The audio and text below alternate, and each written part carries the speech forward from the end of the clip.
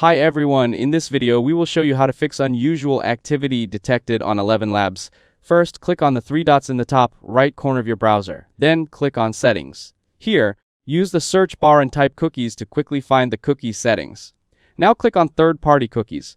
After that, click on See All Site Data and Permissions. This page shows all the stored website data in your browser. In the Filter Sites box, type ElevenLabs. When ElevenLabs appears in the results, click on the delete icon next to it. Then click delete again to confirm. This will remove the saved cookies and site data associated with ElevenLabs.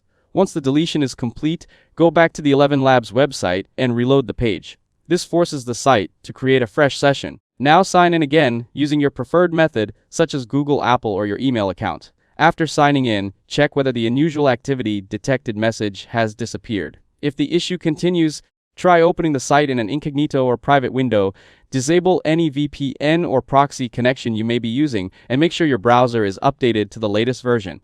If this video helped you out, don't forget to leave a like and subscribe to the channel. Thanks for watching, and I'll see you in the next one.